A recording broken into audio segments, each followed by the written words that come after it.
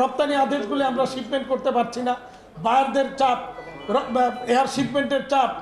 গত মাসের 20 তারিখ থেকে মূলত গ্যাস সংকটটা শুরু হয়েছে এবং এক মাসের এই সময়ে আমরা অনেক রকমের সংকটের মধ্যে টোটালি আপনারা জানেন যে কোনো এলাকায় একেবারে সম্পূর্ণরূপে উৎপাদন বন্ধ ছিল, কারণ গ্যাসের প্রেশার একেবারেই জিরো অনেক দিন যাবতই চলছে।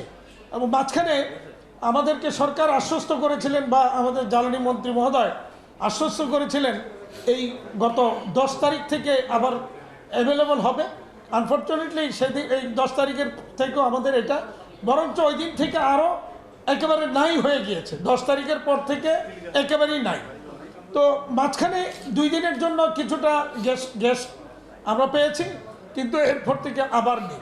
তো এরকম একটা পরিস্থিতিতে যখন আমরা আছি যে আমাদের উৎপাদন নেই, আমাদের এক্সিস্টিং যে রপ্তানি আদেশগুলি আমরা শিপমেন্ট করতে পারছি না, বায়ারদের চাপ, এয়ার শিপমেন্টের চাপ, এবং আমাদের আলটিমেটলি সবচেয়ে যেটা ক্ষতি হচ্ছে, এবং গতকালকে আমি আমার একটা বড় ব্র্যান্ডের কান্ট্রি বাংলাদেশের কান্ট্রি অফিসের সাথে বসছিলাম, সেখানে সুস্পষ্টভাবে তার যে ইউরোপ থেকে যে সোর্সিংয়ের যে মূল দায়িত্বে তিনি তার একটা মেসেজ আমি কালকে দেখেছি, আমি নাম বলবো না, সেই মানে বাংলাদেশের একটা বড় প্রতিষ্ঠানের একটা বড় অর্ডার একেবারে স্ট্রেট বলেছে যে এই অর্ডারটা তারা এই মুহূর্তে আমাদের পার্শ্ববর্তী কোনো দেশে স্থানান্তর করতে চায়, সে বাংলাদেশে এটা রাখতে চায় না এই মুহূর্তে। এরকমভাবে আমরা কিন্তু অনেকগুলি এই ধরনের শঙ্কার মধ্যে এই মুহূর্তে শঙ্কিত যে আমাদের অর্ডার সামনের দিনগুলিতে অনেক অর্ডারই আমাদের অন্য জায়গায় শিফট হয়ে যাচ্ছে বা যাবে, এরকম একটা সংকটের মধ্যে আমরা আছি। তো এরকম এই ধরনের সংকটের মধ্যে বায়াররা শঙ্কিত যে সামনের দিনগুলিতে তাদের রপ্তানি আদেশ আমরা সময়মতো দিতে পারবো কিনা। এই কারণে তারা ইতিমধ্যেই আমাদেরকে যে রপ্তানি আদেশ আগামী সিজনের এর মধ্যে প্লেস হয়েছে বা করছে বা করবে, সেখানে একদম সুস্পষ্টভাবে তারা বেশ কিছু রপ্তানি আদেশ অন্যত্র কাটাল করে অন্যত্র সরিয়ে নিতে যাচ্ছে। এরকম পরিস্থিতি আজকে আমাদের এখানে যারা আসছেন সবারই কথা একটাই, আমরা কি করব, আমাদের সবার দেওয়ালে পিঠ থেকে গিয়েছে, কোনো কিছু মানে কি করব তারা কেউ কোনো কিছু ভেবে পাচ্ছেন না। তো এইখান থেকে যে প্রস্তাবনাগুলি আসছে আমি আপনাদের সামনে তুলে ধরছি। সরকারকে আমরা বিনীত অনুরোধ করব যে এই বিষয়গুলি ভেবে দেখার জন্য এবং প্রয়োজনীয় পদক্ষেপ নেওয়ার জন্য। ঠিক, তো এই পরিস্থিতিতে প্রথম দাবি হচ্ছে জুন জুলাই মাসের ইতিমধ্যে জুন জুলাই মাসের যে গ্যাস বিল, আমাদের গ্যাস বিদ্যুৎ বিল এসেছে, সেই বিলগুলি আগামী 12 মাসের কিস্তিতে পরিশোধ করার একটা ব্যবস্থা যেন করে দেওয়া হয়, এটা একটা প্রথম অনুরোধ করেছেন আমাদের সকলেই। দ্বিতীয়ত বলেছেন এই সময়ে গ্যাস বিল পরিশোধ করতে বা বিদ্যুৎ বিল পরিশোধ করতে যদি ব্যর্থ হয়, তাহলে কোনো অবস্থাতেই যেন লাইন কাটার জন্য এই তিতাস কর্তৃপক্ষ বা বিদ্যুৎ কর্তৃপক্ষ আমাদের প্রতিষ্ঠানে না যায়। এই অনুরোধটা সই করেছেন এবং সরকারকে এই ব্যাপারে বিনীত অনুরোধ করা হয়েছে।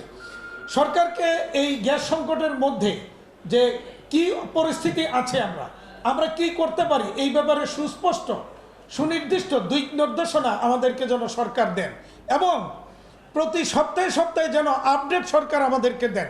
মানে এটাকে যেন আমরা একটু অন্ধকারে আছি, কি হচ্ছে, কেন হচ্ছে, কি পরিস্থিতি আছে, কবে নাগাদ এই সংকটের সমাধান হবে, এই ব্যাপারে আসলে আমরা কোনো সুস্পষ্ট সরকারের কাছ থেকে দিক নির্দেশনা পাচ্ছি না। তো সরকার যেন এই ব্যাপারে প্রতি সপ্তাহে অন্তত একটা ব্রিফিং দেয় যে পরিস্থিতি কি হতে যাচ্ছে বা আমাদের করণীয় কি।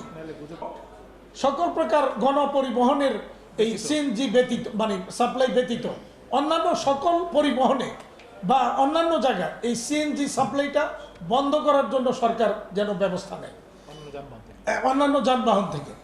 এবং সবচেয়ে বড় যেটা মানে সকলেরই দাবি, সকলেরই একটা বক্তব্য ছিল কমন, সেটা ছিল অবৈধ সংযোগ যেন বিচ্ছিন্ন করা হয়। তিতাস গ্যাস কর্তৃপক্ষই বলছে যে তাদের 8 থেকে 9%, কখনো 10% তাদের সিস্টেম লস বলে, মানে চুরি, সিস্টেম লসের নামে যে চুরি হচ্ছে, অবৈধ সংযোগ আছে সারা। এবং এখানে আলোচনায় অনেকেই বলেছেন যে এইরকম আমাদের নারায়ণগঞ্জের বিভিন্ন অঞ্চলে এরকম অনেক অবৈধ লাইন আছে, যে যদি অন্তত একটা বাড়িতে বৈধ লাইন থেকে 5টা, আরও 5টা অন্তত অবৈধ লাইনও থাকে আশেপাশে। তো এরকমভাবে অবৈধ লাইনগুলিকে সংযোগ বিচ্ছিন্ন করার জন্য এটা একটা অনুরোধ আসছে। এবং আমরা মনে করি এই অবৈধ সংযোগ যদি বিচ্ছিন্ন করা যায় তাহলে আজকে যে গ্যাসের ক্রাইসিস, এই ক্রাইসিসটা অনেকটাই মিটে যাবে। সর্বশেষ যে অনুরোধটা আসছে এটা বাংলাদেশ সরকারের কাছে এবং বাংলাদেশ ব্যাংকের কাছে অনুরোধ করা হয়েছে যে এই পরিস্থিতিতে আমাদের ঋণের কিস্তি পরিশোধ করতে অনেকেই ব্যর্থ হবেন। এই ব্যর্থতার দায় তাদেরকে যেন অ্যাসেস করা না হয়, ক্লাসিফাইড না করা হয়। এটা যেন আগামী যতদিন পর্যন্ত গ্যাস সংযোগ এরকম গ্যাসের সরবরাহ স্বাভাবিক না হবে ততদিন পর্যন্ত আমাদের এই ঋণের কিস্তি পরিশোধটা যেন বা অ্যাসেস করা থেকে যেন বাংলাদেশ ব্যাংক বিরত থাকে, এই অনুরোধটা করা হয়েছে। আমরা ধন্যবাদ জানাই সরকারকে যে সরকার ইতিমধ্যেই এই থার্ড এফএসআরইউ স্থাপন করার জন্য উদ্যোগ নিয়েছেন। তবে এখানে একটা বিশেষভাবে অনুরোধ করবো এটা আপনার যে এটা আগামী এই সেপ্টেম্বরের মধ্যে যদি এটাকে ওয়ার্ক অর্ডার বা চুক্তি ফাইনাল না হয় তাহলে এই বছরও কাজ ধরাটা কঠিন হয়ে যাবে, কারণ এটা শীত মৌসুমের আগেই এই এটাকে প্রফেশনালি চিন্তা করে যেন এটা এই শীত শুরু হওয়ার আগেই যেন করে, যাতে এই শীতেই যেন এটার কাজটা ধরতে পারে।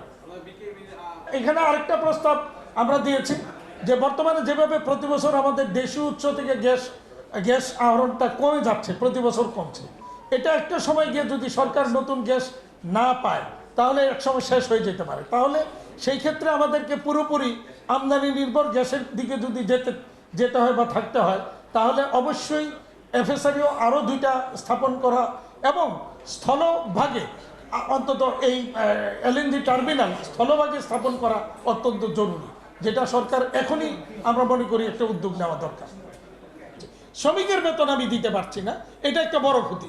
দ্বিতীয় ক্ষতি হচ্ছে যে আমি যে মাসে যদি আমি $3.5 বিলিয়ন রপ্তানি ধরি তাহলে অন্তত এক মাসের এই কারণে অন্তত 40 থেকে 50% আমরা ক্ষতিগ্রস্ত হয়েছে। অর্থাৎ যদি আমরা 3.5 বিলিয়ন ধরি তাহলে অন্তত 1.5 বিলিয়ন থেকে প্রায় 2 বিলিয়নের কাছাকাছি আমরা রপ্তানি ক্ষতিগ্রস্ত হয়েছে, যেটা আমাদের ডাইরেক্ট ক্ষতি হয়েছে। এবং এই ক্ষেত্রে আরেকটা বড় ডাইরেক্ট ক্ষতি হচ্ছে যে এই শ্রমিক আমি কোনো উৎপাদন না করতে পেরেও আমাকে শ্রমিকের বেতন সহ অন্যান্য আনুষঙ্গিক সকল প্রকার ব্যয় আমাকে কিন্তু মেটাতে হবে। তো এগুলো হচ্ছে আমাদের ডাইরেক্ট ক্ষতি। আর ইনডাইরেক্ট ক্ষতিটা এর চেয়ে অনেক বড়, যেটা হচ্ছে বায়াররা শঙ্কিত হয়ে বাংলাদেশ থেকে অর্ডারগুলি অন্য দেশে অলরেডি চিন্তাভাবনা না, অলরেডি আমার কাছে মেসেজ আছে যে তারা ইতিমধ্যেই কিছু অর্ডার সরিয়ে নিয়েছে এবং আমার কাছেও আমার নিজের অর্ডারও বা 3 ভাগের 1 ভাগ কাটেল করে অন্যত্র নিয়ে গেছে। তা দেখেন এই ক্ষেত্রে আপনারা সবাই জানেন এটা একটা দুর্ঘটনা। তবে আমরা সরকারকে অনুরোধ করেছি দুর্ঘটনাটার মধ্যে কোনো কিছু আছে কিনা সেটাকে খুঁজে বের করার জন্য, দেখার জন্য। আর এই দুর্ঘটনার কারণেই মূলত এই সংকটটা তৈরি হয়েছে, যে সংকটটা আমরা বিগত দিনের সংকট, গ্যাস নিয়ে সংকটে আমরা সবসময়ই ছিলাম, মানে আমরা কখনই সংকট ছাড়া ছিলাম না। বাট এই সংকটটা একটু মানে এমন সংকট হয়েছে যেটা অতীতে কখনো এত বড় সংকটে আমাদের পড়তে হয়। আমি ইম্পোর্টেড ফ্যাব্রিক্স দিয়ে গার্মেন্টস বানানোর কাজটা আমি করছি, কিন্তু গিয়ে ফিনিশিং আমি করতে পারছি না, কারণ আমার ফিনিশিং সেকশন আবার আয়রন চালাইতে হয় গ্যাস দিয়ে। ফলে এতে গিয়ে কিন্তু আমি আলটিমেটলি আমি কিন্তু রপ্তানিটা সম্পন্ন করতে পারছি। এইভাবে কেউ আংশিক কেউ সম্পূর্ণভাবে বন্ধ আছে।